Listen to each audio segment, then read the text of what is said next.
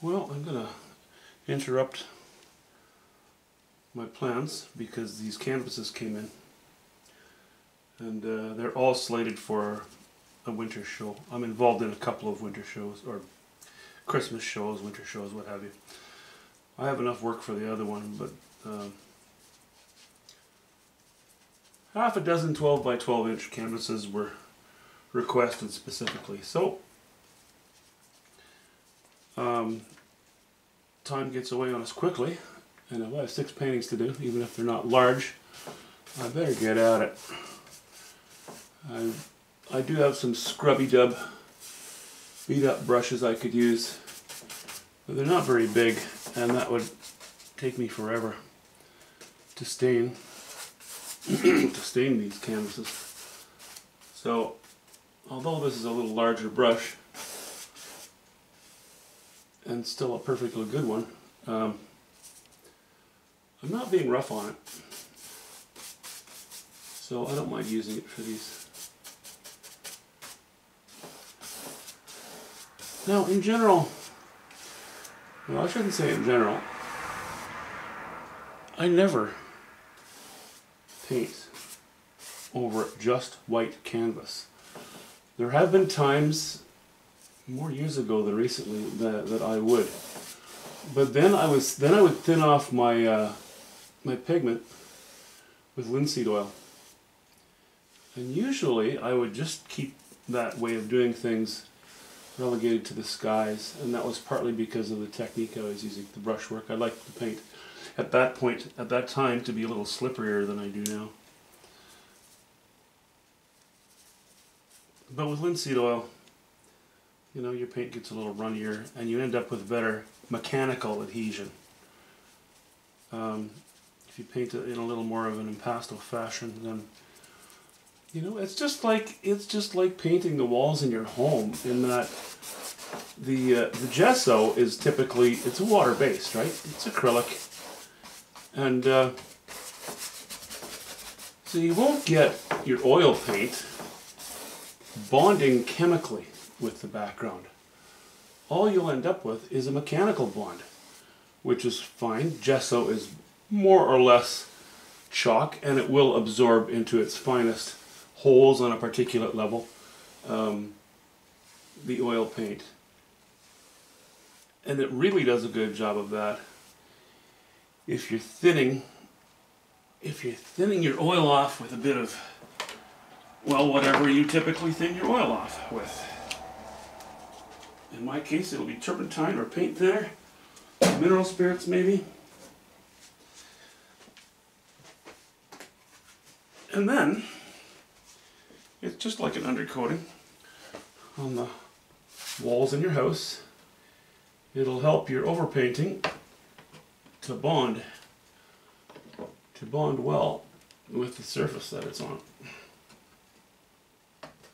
So you have them, you know, between the gesso, and that's with, I'm talking about cotton canvases with acrylic gesso over them. So you started off with a good, I better mix some more paint up here.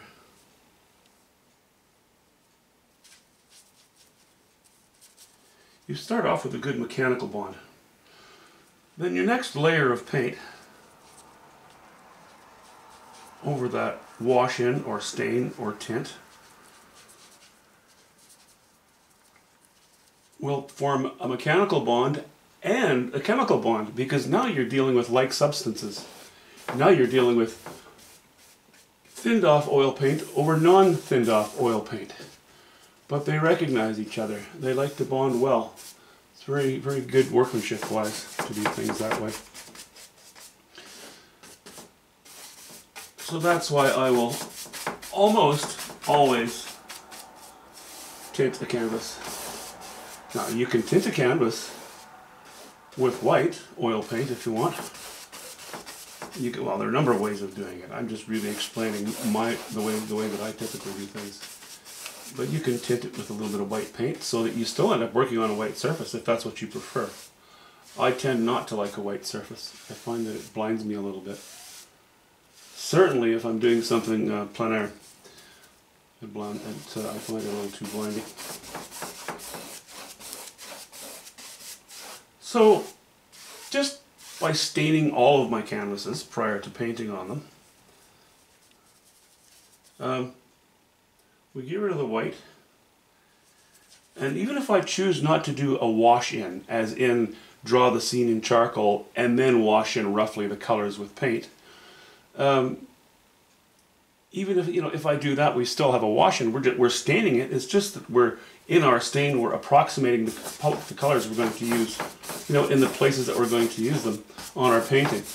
But if I just go ahead and stain them all like this, more or less, I have the option of putting an underpainting over top of the stain,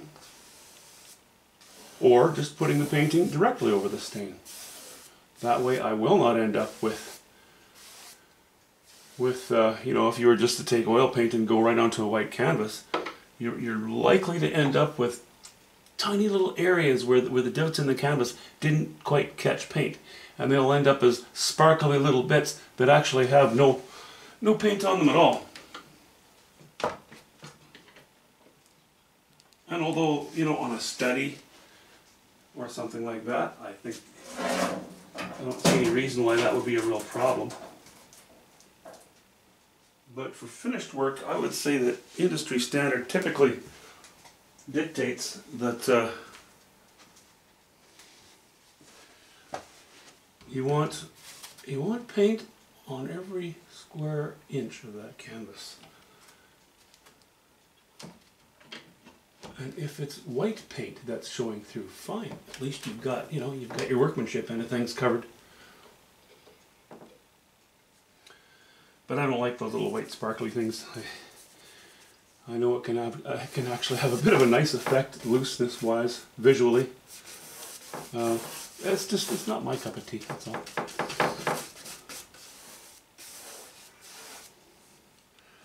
Well, I may as well just do all 6 of them while I'm at it, because then they will have a chance to dry before I get into the actual subject matter. Oh, by the way, I'm using burnt sienna and yellow ochre. Some of the canvases I laid my paint on a little thinner, so it's a little more translucent, and others are a little thicker, a little more opaque. It's okay, you can really thin it off quite a bit. Because if you're using a good thinner, an appropriate thinner, even though it will evaporate, it leaves trace amounts of solids behind on the canvas. That will also aid in having your oil paint bond to the gesso, and the paint that you put over your stain mechanically and chemically bond to your wash-in or your stain or whatever it is you're doing. Well, I'm glad I'm using this bigger brush. I didn't want to spend all afternoon doing this.